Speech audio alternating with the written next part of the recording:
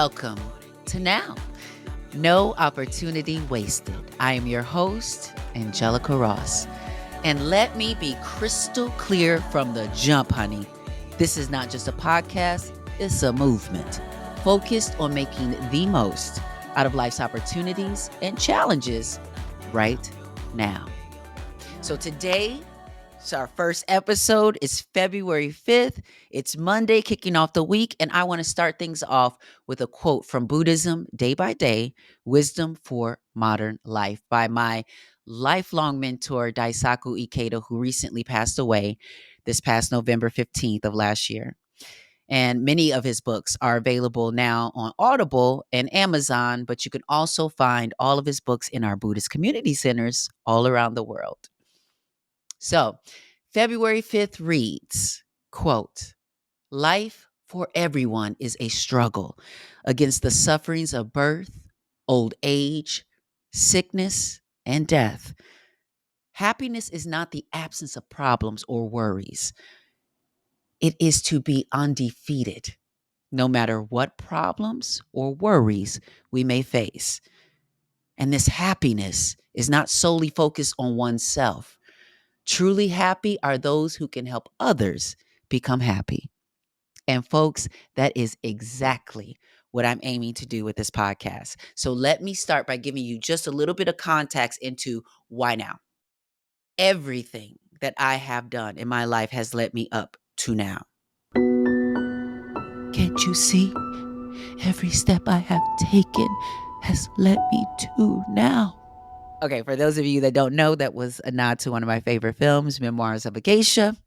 But seriously, we are in such a critical point in our history of humanity, and way too many people are afraid to speak up. Now, I'm fully aware that there are consequences to actually speaking truth to power. People are losing their jobs and their livelihood. The AP News reported on January 29th that the Diversity, Equity, and Inclusion Coordinator of Public Schools in South Portland, Maine, has resigned and left the state, saying that he fears for his family's safety after receiving a threatening letter from a white supremacist. Folks are being fired for social media posts in support of saying free Palestine or ceasefire. So with this podcast, I, Angelica Ross, am choosing to speak out and take responsibility, which we Nichiren Buddhists define as the ability to respond. Now, I've spoken with current and former presidents, CEOs of Fortune 500 companies, faculty and staff of Ivy League schools, as well as people who are unhoused, unemployed, formerly incarcerated, newly diagnosed with cancer or HIV, and have been able to get them all to see the power and value in their lived experiences and their current circumstances. Each episode here on Now, and I get to talk to people from all backgrounds who have all had their challenges and share with us how they overcame those challenges and made the most out of the opportunity. So let's kick things off with our first segment we call Now What? Where I discuss not only what's going on with me right now, but also the top headlines of the week, from politics to pop culture. So, it's a lot going on right now. So let me kick things off with the positive things and start things off with me. It's Black History Month, and Time Magazine came through with a new list they're calling the Closers, acknowledging the efforts of 18 Black leaders who are working towards the goal of closing the racial wealth gap through business, policymaking, healthcare, entertainment, and more. And yo, girl was included on the list, along with Issa Rae, Cory Booker, Aurora James, the Fearless Fund, and 13 other amazing Black leaders. So make sure you go over to Time Magazine and check out that article. Of course, I will share links all across all my platforms because you know I love to share my good news.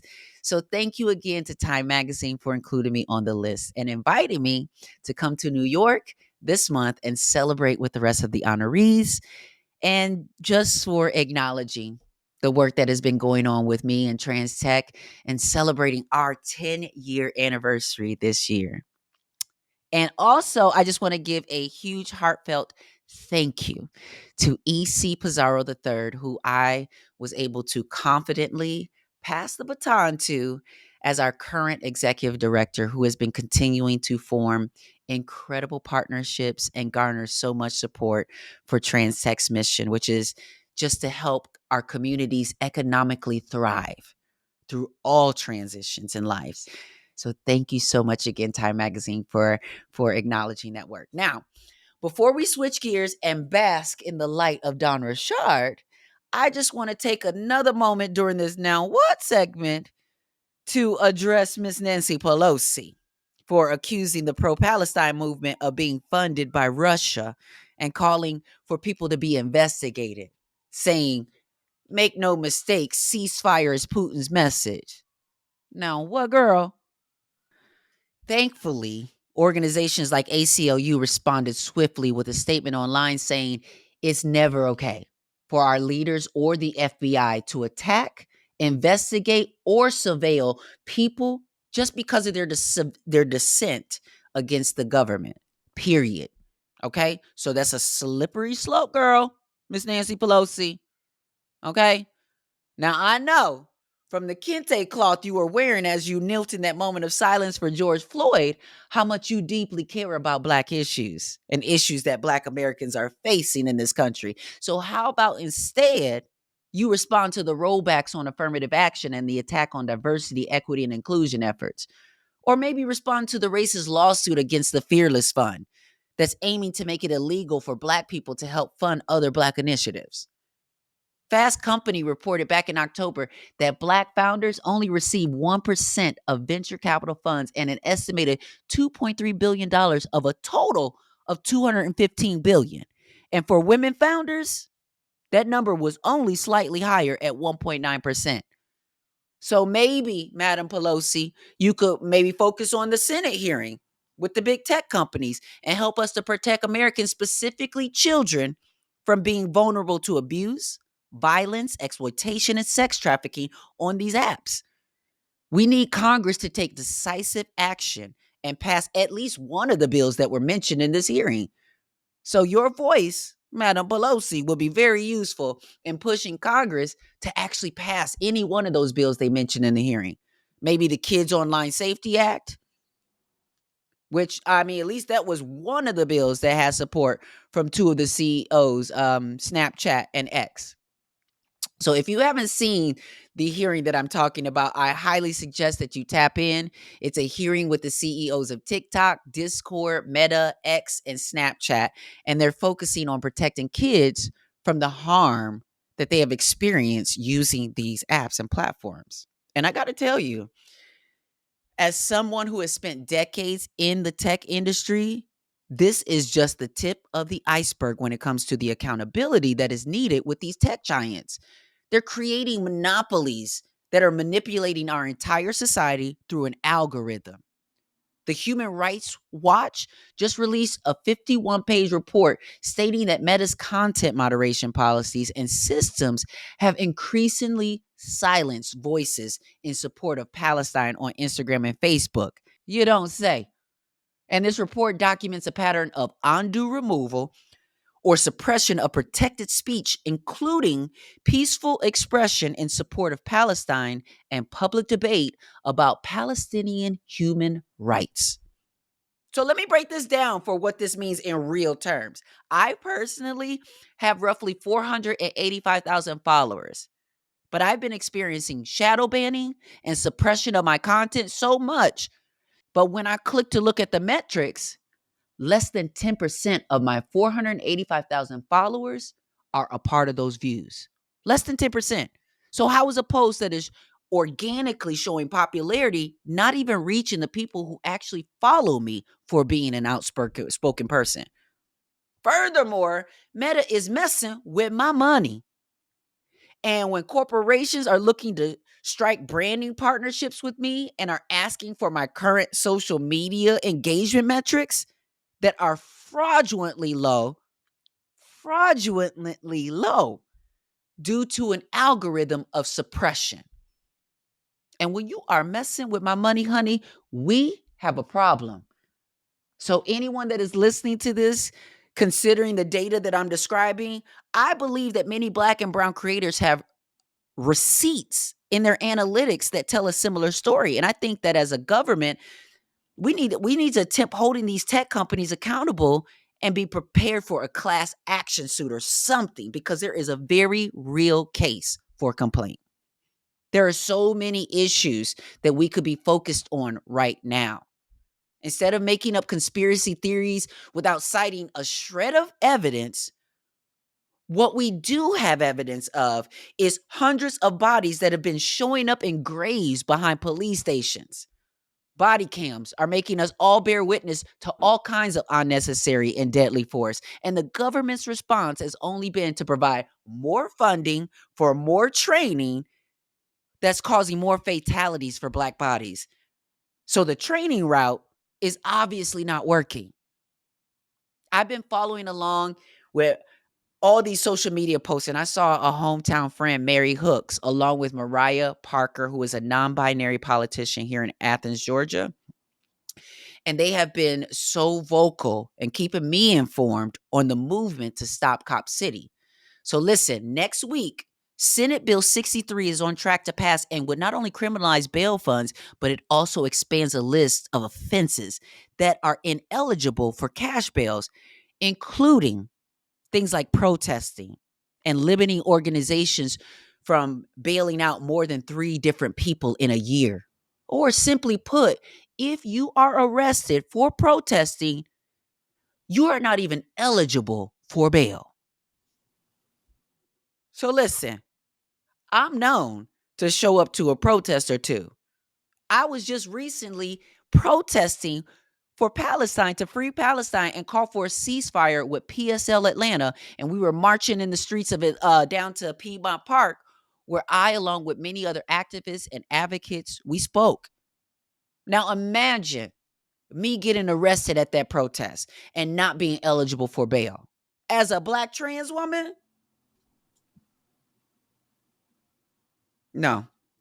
So one action I took today now was I contacted my local representative asking them to vote no on SB 63. And guess what?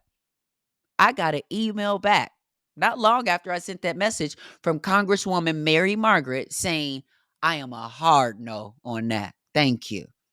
So I just want to say shout out to Mary Margaret. Thank you very much for voting no or saying no to SB 63.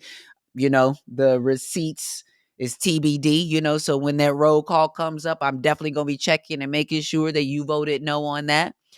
But we need more than her to make sure that this bill doesn't pass. So if you are in the state of Georgia, please contact your reps and tell them to vote no on SB 63 now. All across the country, in every single state, there are bills that are only harming American citizens, from anti-abortion to anti-trans bills and more. So I am encouraging everyone that is listening to please do something now. Call your officials, protest, post, share information, do whatever we have to do to protect and support each other while the system fails to do so.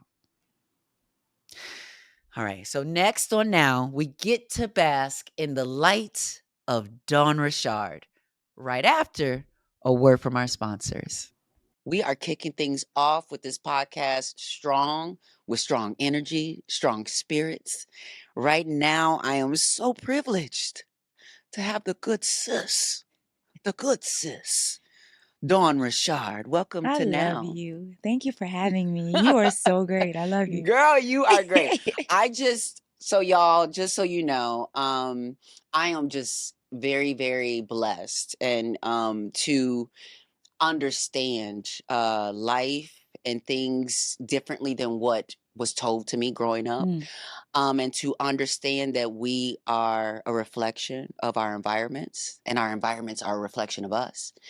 And as you move through life, that changes, you know? And so my circles have changed, my environments have changed. Yeah, listen, we're gonna get into all of that. But like, I'm so grateful that you ended up in my sphere somehow. I feel this. Man, I was just talking about, yes, I feel the same. It took God a moment, but he is always on time. Always on time. And I didn't know, you know, like I felt like I was in a dead end here in this music industry, or in this entertainment industry, specifically with when it comes to my circle. I was one of one for so long. I've been so good at being independent. You actually kind of, for me, you are very much a blueprint of independent. You are a That's blueprint wild of to me. independent. The reason you're a blueprint of independent, because I'm telling you, as someone who I grew up listening to music. I grew up loving all that was given to us, you know? So when Damaged, Come on, talk your thing. when Damaged came up, baby, you couldn't tell me nothing. This was Angelica, probably I don't know, it was early transition, but Damaged and all of Danity Kane, you know, coming together was so amazing. And then I saw you like breaking out of this space. And what I know about music and what I know about the environment, I have my favorites, like, you know, your India Reese as well. You know what I'm saying? Another Folks, incredible voice. My incredible God, voice, incredible artist, incredible person, incredible person. spirit. And it was through her and things like that where I started to realize that the industry did not favor Black women, certain looking women too, and certain looking women, the darker you are as well. Let's talk about colorism. But it also doesn't favor independence. It favors those who see the industry as the golden ticket, and you are lucky to be there. Let me do everything for you. Control your sound, your look, your everything. And listen, you know, I can respect the art of creating a brand. I respect having a team. Because I know you got a team. I know you got a low down team. Yeah, You know, I got people a that you good call team. on. Yeah. But you manage that. You direct the flow of how that goes. Talk to me about the transition. Because I want to talk about transition. Because a lot of times people don't understand. I get it. It's hard when you are faced with something's about to change, or I'm going into unknown territory, or like with me, some folks, my mic keeps sliding down, so I'm gonna have to let me tighten this down real quick. But like with me, walking away recently from Hollywood and all of that, you know, I think sometimes I'm not afraid of the unknown, especially when I know my value and I know there's more for me to experience. How is that transition like for you, going from being in a group and being basically under sort of the big machine and then finding your independence? I think that was so well said, by the way, and kudos to you for making the transition unafraid to do so. It is very difficult. People think that is an easy thing, and it is not. No. So I just want to Thank you. seriously thank you for being a blueprint yourself. Thank you. In a lot of ways, because that walk is a road less traveled, or not traveled at all. You're right. I think I never looked at it as it was survival. I've been in a situation where, coming from New Orleans, survival is what we know. We are always given not the most, but make the most out of everything. So I never saw failure. And when I say that failure, because I'm not afraid to fail, what I mean is I never saw rejection or the possibility of not having as an option for me. That was never an option? No, I was going to make it regardless. Wow. Because I had lost everything. I knew what low looked like. I knew what bottom was. And speaking of transitions, I also know what I don't like, not being my true authentic self. Yes. I cannot sit in something that is not me. It It feels so irks me fake. so It feels, and I don't think bad. people can understand that unless they live that. They look at you and they'll judge, but they don't understand why transition is so important and why it is so fearless for you or for someone like me. But that's because to be something that is not who I am does not resonate. It can't be. I can't sit in something that does not make sense for me. And for me to be in something that I couldn't be my best self just did not seem right. So I am so grateful for Danity Kane. But you're right, we were a part of a time where we were the mecca of manufacture. right? When you're talking about coming from a Spice Girls, coming from the Britney Spears. Didn't it start with Old Making the Town. Band? Making the Band was like the first real behind the scenes of like competition television, music television. Because at the time we had American Idol, but American Idol wasn't showing you. The Puff was brilliant in that way, where he was like, "Oh, we're gonna not only we're gonna show you the bad stuff, we're gonna make bad stuff happen, just so you can." Go through the trash of it, right? The shitty parts of it, right? So he made great television, but people have to understand there was no scripts. So this was our lives. Yeah. So it was in a time where this wasn't the Kardashians, or like, this was like no scripts, someone very much puppeteering not only our lives, but also our careers, but also the people around us. Yeah. So let me say that again. Oh yeah, please. That's not just a label. Right? We are a television show, which means our manager was given to us. Wow. Our PR was given to us. Wow, yeah. Our television show was given to us. Our label was given to us. Our choreographers were given to us. Our business managers understand that this is like the epitome of manufacture. So because we got in a line. And at the time, I'm sure you thought, oh my God, this is amazing. This is what else from New Orleans? What else was we gonna have, right? What else was it? Some of us, this was like our only opportunity. But keep in mind, we got in the line, and that line didn't stop. So once we won the competition, we were still on a television show. So we were given everything, which means no one around us was something we chose. We only chose to stand in the line. Did you feel like you had within the group? Because one thing I recognize Dawn now versus Dawn then. Your artistry, I like get goosebumps. I get goosebumps thinking of between your visuals and how you are constantly like you're genre bending a lot of times, especially because we're going to talk about this Grammy nominated or the projects that's being considered right now for Grammy nominations. Yeah. Yes, for submissions with Spencer Zahn. Spencer Zahn. Yeah. Okay, because I'm getting there because first of all, I listened to that and I was just Pigments is one of my favorite projects. Yeah. If you haven't listened to this project yet, make sure you do. It's so beautiful. Like, and I actually I find myself playing it in the house when I'm doing stuff as well. That's what you're supposed to. That's what we wanted to be. And it takes me, but there's moments where I stop in the house and I'm just, because there's one song you're like, will you wait for me or something? Yeah, Crimson. It's an honest record, right? What I always wanted, why I went independent, right? What I wanted for Danny D. Kane and what I wanted for Dirty Money, what I was to be able to give this creativity I had in me and push. And I just never could. So when I got solo, this was the dream, is to push myself as much as I possibly can, and in the process, possibly push my people with me to expand us as well. Pigments is this beautiful project that I had always knew I wanted to get into composition, into scoring, and into soundscapes. I grew up loving, I don't know if you guys listen to Pure Moods, but Pure Moods was yes, back in the day. It's a joke, right? But it wasn't for me. It was amazing. And, right. and that's how I got introduced to Enya. Yes. And, oh my goodness. Right. Yeah. Enya, Bjork, there were these That's massive who you give me. Yes, you definitely give me that. These soundscapes. And I wanted to be able to live in that space, but I never really had a Black woman or a man to really look at and say, okay, this makes sense here, right? Because we've never really truly, beyond Mahalia Jackson and these... We really don't foster those kind of classical, like Alice Smith, I think you get a little bit of that. Right, and so you don't really they're not pushed to us. We have to seek them.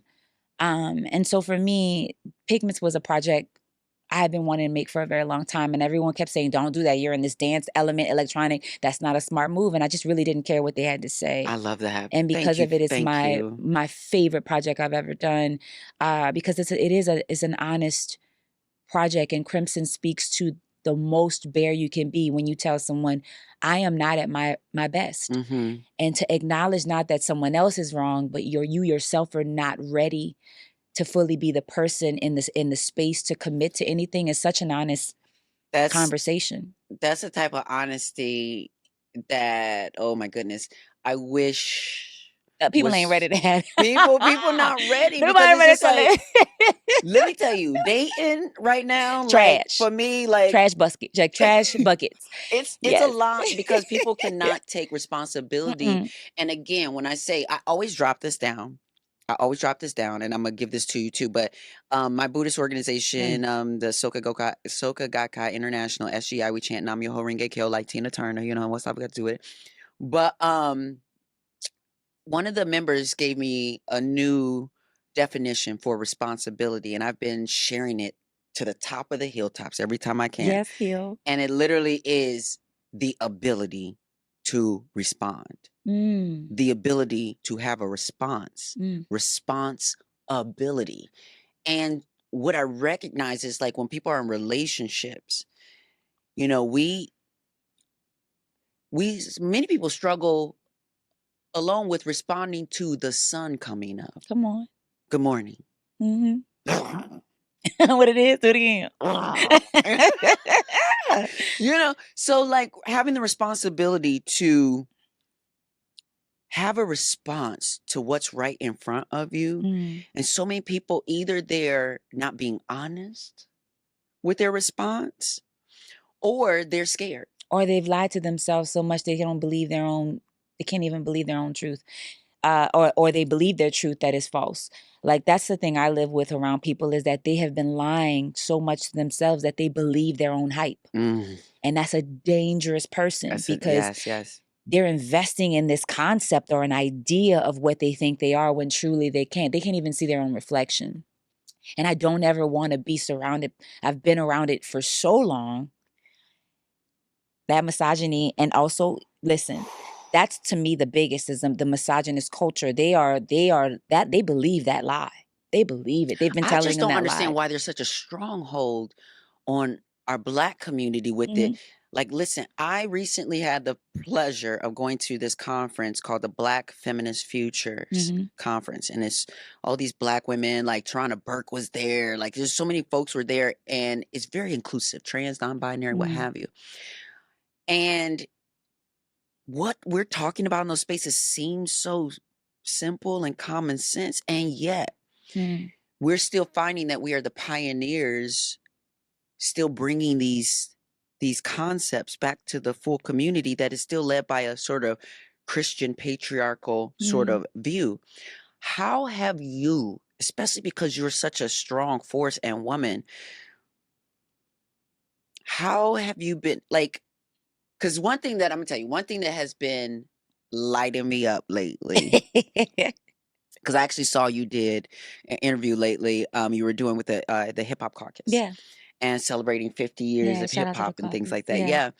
You know I wonder how honest can we be as women, and are we going to see more honesty from the women who have traveled through those 50 years? And have had to encounter the misogyny. Because my thing is listen, I'm learning to be an abolitionist. I don't want to see our people locked up. But what I love that I've learned through social justice circles is learning about restorative justice. At the very least, it's about when when a wrong has been done, to then go right to that space and restore justice. Right the wrong. That's all we want. But we have a culture that runs away because they think it's about cancel culture and everybody trying to cancel everyone, when it's actually Black women, Black femmes. We saving everybody all the time, baby. Here's the thing, right? As a culture, we have to stop being followers and be leaders. I'm going to say that again, because culturally we tend to follow. That's our downfall as a community, right? We follow trends. Cancel culture is a followed concept, right? We have to realize we are the leaders in the room. Now, past that, the leaders that are trying to say that that's not the case is mostly Black women. Black women can't continuously save movements, save society, because that's what we've been doing for not just 50 years, but hundreds of years. I don't know how we get past it, because it would take the men who have been living in the bubble of their ego, to step away and understand that the only way we shift and change is if we allow women to take the forefront in that. I think they know that, and that's why they don't allow and I'm going to use that word allow, because you can't allow us to do shit. But that is why they don't want us to have that kind of power. It is up to us as women. We have to have one agenda, one purpose, and one intention. The only way we shift it is if we come together and build it so massively, and it makes so much money. I'm going to be honest. They like the green. You're so right. And that's the truth of it. We make enough money and we come together in such a way, we change it. It's unfortunate, but that's the truth, because right now in this culture, what I've known in my world is that the women won't speak up, because Black women know when we speak up, we lose jobs. No one cares about a Black woman getting hurt, raped, pillaged, pissed on, shit on. They only care if it's a white woman. And the only reason is because the white community and the white women have just a bigger following to be able to step up to them. I've seen it with my own eyes. I saw Lupita speak on her being attacked and no one cared. I saw the Me Too movement and the white people speaking. It was two completely different things. There was the same message. I didn't know Lupita had a story. Lupita told a story and no one cared. Do you know recently too?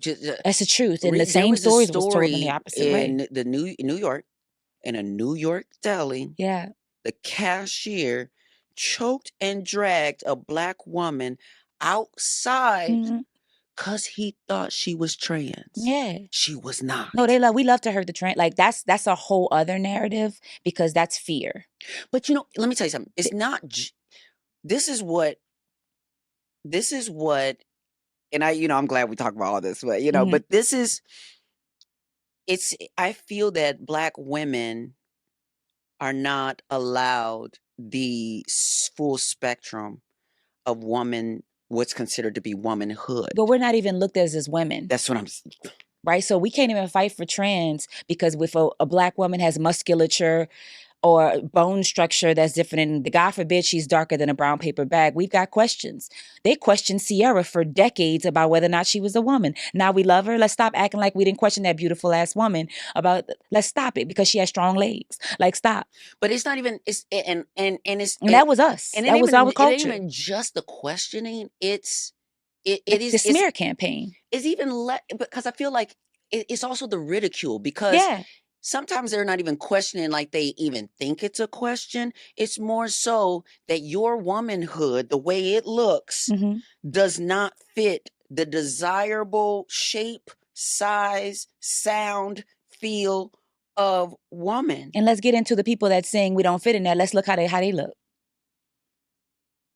I'll wait. Because the standard, right? Because a man could have a pop belly, flat belly, as long as he got a check, we love him, right? But God forbid we have a curvature, a flat chest. Well, they always say that men are visual, as if like we not. Our eyes have been gouged out. So let's tell the truth. Which is why when we speak on Black trans and just trans in general and the violent and volatile way that it's being handled, it's just a long line of, let's talk about the history of how they treat just Black women in general. Like trans women are a part of that conversation. They can't get past it. And it's so unfortunate, because the truth is the people that can't get past it are the ones trying to have the trans girlfriend. But we're going to have another conversation about that, because they're not ready to have that conversation as well. We're not ready for that conversation. That's the truth. No, we're killing them off because we want them. And we don't want anyone to know. Yeah, I mean, and so for me, oh, it's getting deep. The tea is piping hot. It's getting very, very deep over here in the now. Getting ocean. The now has gotten very deep. It's giving ocean. Yeah, so I feel like part of the solution is, one, I'm very grateful as a trans person. I am super grateful for non-binary folks. I've started to identify as non-binary, as a trans non-binary woman, but it's because in my Buddhist practice we believe in the cycle of birth and death. It's just a continual cycle of what they call a reincarnation, and that the spirit just keeps jumping back on the wheel of life. And we also believe that we do so to show yet again, okay, let me try a trans body, let me try someone with a disability, let me and show how no matter what body you're in, no matter what it is, that you have value, and that you can obtain you can vibrate, your life can vibrate at a very high frequency, whether that's Buddha-like, all these different things. So I feel like it's less about trying to settle into the box that is our body, and more about really trying to live in our spirits in a way that says, instead of living into a gender role and saying women do this and men do this, how about I become a whole person? How about, with math, finances, bank accounts, it's not just for men, because sweetie, if you want, let's go there then. Let's do all of those things. Tabernacle. But also when it comes to raising children and doing all the things, listen, some men make beautiful children. Maybe not great fathers, but they make beautiful children. I don't think necessarily there might be anything wrong with that, in the sense that if we as a society came back to like a village kind of standpoint and just as like, look, we raise the kids together. How is it that a black man doesn't see a black boy as his kin too, even if that's not his son, just as we see black girls? Because I know when I see a black girl, I see myself. I see myself. I see my sister. I see my niece. And don't let you. And do you remember like being young and thinking you know it all? Yeah, I still now. Still now is just thinking I know too much. And thinking you know it all, but like, and the fact that black boys and black girls get treated like adults from the moment they're like 12. I mean, as soon as I was told when I was, you can't wear a skirt, can't wear this because your body is going to be curvy, girl, and you don't want. How unfair when Susie can wear those same shorts. Now, so for you growing up, because your dad was in what, chocolate milk? Chocolate milk. Listen, I have questions about his journey, girl. The names and them covered. Yes. Yeah. Okay, so how did, growing up, how was music just always a thing? Yeah, and my mom was a dancer. So like my mom had a dance in school, but she was an elementary school teacher. My dad was in chocolate milk. They both graduated from the same college, Xavier University. So we're so New Orleans, it's ridiculous. Like my family is so rooted in New Orleans, but Xavier University was at that time one of the most renowned Black colleges. So they both graduated from there. And my mom told my dad, "Look, I'm marrying you. If you're gonna do this music thing, get a degree." She's smart because the music is hard. Well, they met when they were 15 and 14, and they've been together ever since. So yeah, that don't really happen. They only know of each other. They only know. Yeah, it's wild. I don't know what that's so. It is it. I'm like, y'all don't even know what's out there, but okay. Yeah, but that's so adorable. It's the truth. Yeah. So my mom knew. She saw him when she was 15. He was 14, and she was like, mine. Aries. But listen, I already know. And my dad's little Virgo. So, and where does the Native American background come in? That's my dad. So well, both sides, but my dad's side is Haitian, and then the Fedisons, which is on my dad's mother. I'm just pointing out, she's got receipts, because I know a lot of us Black people. Yeah, I'm not appropriate. Yeah, no, but a lot of people, we say we got Indian in our family. I do. Oh yeah, yeah. I do have Indian in my family, Cherokee Indian, but that's another episode. But yeah, we have the Choctaws. Yeah, yes. but yes, we do. It's real. The Fedisons, my dad's mother's side. So much so that Uncle Harold Fedison would sew his own garb.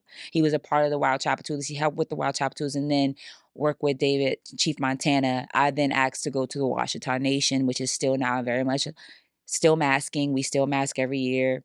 During Mardi Gras, I've only been masking with them for the last 3 years because I would not disrespect. I had to go and learn. I had to go and meet Chief Shaka Zulu, Chief David. I had to learn from Queen Asetwa, who is our big queen. She's our big queen, Queen Asetwa. She's really renowned in New Orleans. She's fantastic, one of the most amazing swords, and her indigenous and African lineage is insane. Wow. So you can't just say, oh, you have to like really put in the work. So respect to them. And that is a big thing in New Orleans. And yeah, so that's on my dad's side, and my mom's side is the Cajun side. That's the Creole side. Yeah, in a different way. Yeah. My grandfather, both my grandfather and my grandmother, they passed away, but I remember like every once in a while, my mom would always talk about like how my grandfather would kind of like break down thinking about I want to say his mother, because he would just always talk about like this white man that killed his mother, and just understanding the oppression the linked oppression between Black folks who were brought to this country, Native Americans who were here, who was stolen, literally land stolen underneath them, and now we find ourselves like just repeating history over and over and again over. with these battles over land and over, as an artist, where do you see personally for you? Where's the line for you of artist and activist, artist and There advocate? is no line. My music speaks to my truth. And that's just my personal opinion. Like, I believe what Nina Simone said, our artists should, your art should reflect the times. And that, I'm paraphrasing there, but that's what she meant, right? Yeah. But I have no choice because I'm living it. I lived homelessness. I lived Katrina. I lived climate change. I lived a lie. My uncle and aunt were sold a concept to work for oil companies, just like they do in the South. They say, oh, you can get great money working in big oil until you realize the big oil is affecting your family. My aunt and my dad, his brother, my dad and his sister both have had cancer. Oh, wow. My dad still has cancer. My aunt has survived breast cancer. Their mother died of leukemia. I'm just giving you facts, right? So my grandfather died when we went through Katrina. He was on dialysis.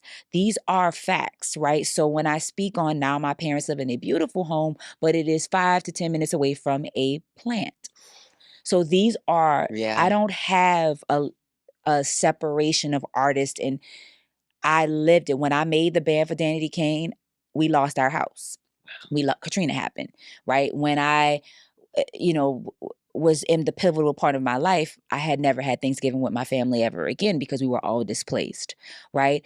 When my mom and dad decided to come back to New Orleans and they realized the settlement they got from FEMA was 13 cents. Not making that from their teacher settlement. You said like 13 it was 13 cents. So I just want, it's not a fake, like there's no line to say, okay, I'm an artist and I'm going to step away from the activism. I don't even really call myself an activist because I'm just telling people my story. So I choose to do it in a way in my music and in the way in which I work with Hip Hop Caucus. My design is going to be different. I'm not going to be your conventional artist because my story isn't conventional. I just choose to speak on the things I know to be true. I love my city. My city is riddled in air pollution. My city is riddled in climate. Like, our climate is fucked up, excuse my language, because we have the worst air quality. We are it's one of the leading states in plants and petrochemicals and fossil fuels. That's just the truth. And what it shows though too is just that big business and capitalism, it's real. they don't care. No. They don't care about you. Why all these Black people have asthma? Like, these are truths. And so I just want to inform my people because I wasn't. Nobody told me. And I've seen both angles. I'm very happy that my aunt and my uncle were successful and made the most money out of our family. But that's a truth. A lot of people in the South, a lot of people that live and buy these plants, they have that same story. Their family worked in big oil because it was sold to them. They were sold to Black people. Then you can make all the money. Meanwhile, you're killing your people. Now, oh my goodness. It's real. It's so real. And you have to, it's so hard. Like when you're talking about a job, all these jobs and factories, but realizing that everything sort of has a cost. So then what was your inspiration to getting involved with the Hip Hop Caucus? So everybody kept telling me, like, when you're an artist and a musician, your way of success is you do your music, you get big, and then you do a fragrance, and then you do a clothing line, right? Right? And that's your success, bitch. Like, when you're indie, it's by any means, sis, get it. Yes. Find it. Yes. So I got really good at being an entrepreneur because I was not doing my music like music, and I was handling it like a small business. And you integrated with tech, insanely. I started thinking of my career as a small business. So I would collaborate with Adult Swim. I got a license. I was able to license my music. I started animating with them. And then I said, okay, there's something I'm on to this. And then I started working in tech. We were hacking all these different like PlayStation and trying to find ways to do mocap, which is motion capture. And then we were able to do VR videos in 2015, I saw that 2016 was when nobody, well, a nasty. few people, like I'm not going to sit there and act like we were the first, but we were among a few that were really playing with the concept of virtual reality and augmented reality. It was really great. Not above that. And we partnered with Wired. Verge asked us to do their first 360 live performance with an Oculus.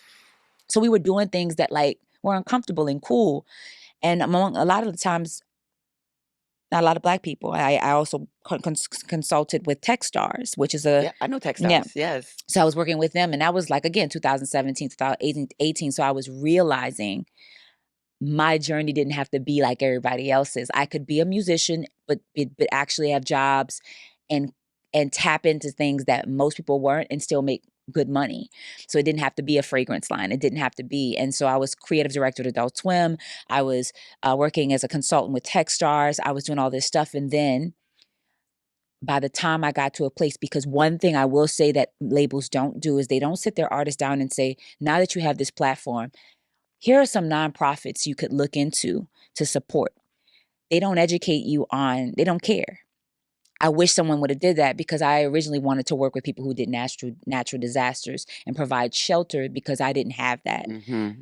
But then the Hip Hop Caucus came along and they were looking for an artist relations director. And I was in a point in my career where I could give back. I had finally made money enough to where I was like, now I don't want it to be about me anymore. How do I make change?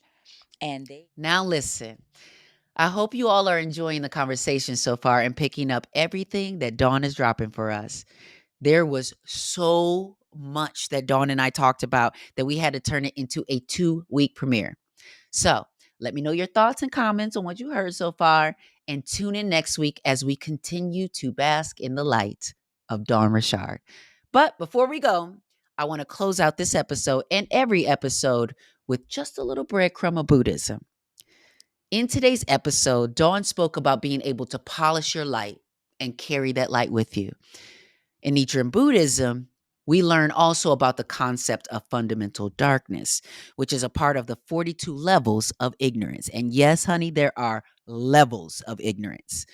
But fundamental darkness, also known as fundamental ignorance, is what is believed to be the most deeply rooted illusion inherent in life that then gives rise to all other illusions and earthly desires. And it's mainly that there's an ignorance around the value in one's own life, or what we would call begrudging one's own life. So part of that process of even getting to the place that Dawn is speaking of, you have to come up out the darkness. Like Jennifer Lewis would say, come up out of that dark room, honey. I mean, that's my best impression. But sometimes the distance between the dark and the light is just a place of growth, a gradient where we can go from the darkest of dark, from just a pinhole of hope, to illuminating love and uniqueness and kindness and compassion through us and onto ourselves. Let's detach from the ideas of who people think we are so that we can live in the reality of who we actually are. There's an old saying, everything done in the dark will eventually come to light. Some of the people whom many of us have held in high regard are getting caught up in salacious, jaw-dropping accusations and revelations about their past behavior or their character. And listen, at the end of the day, we are all human. We all make mistakes. But my question is, what happens when instead of being exposed by the light of truth, we decide to fully step into the light of our truth? What happens when we boldly say, this is who I am, this is the art I want to make, this is the impact I want to create, and this is how I want to show up in the world? There can be a renewing and restoring of who we are, but you got to want it.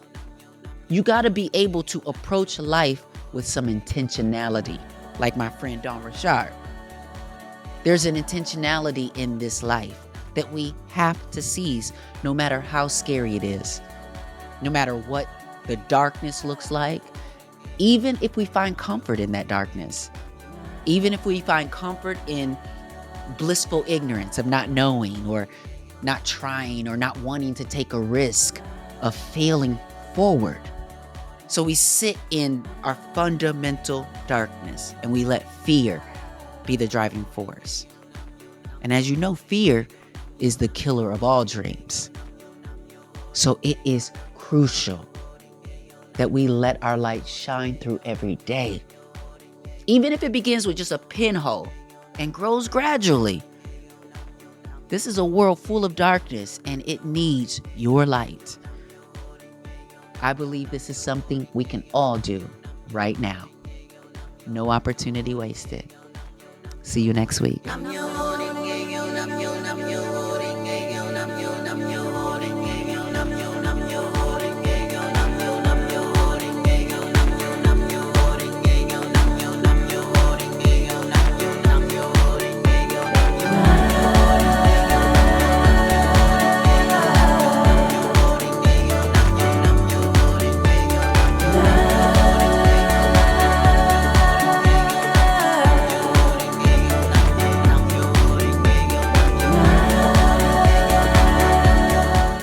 Have an opportunity or a challenge?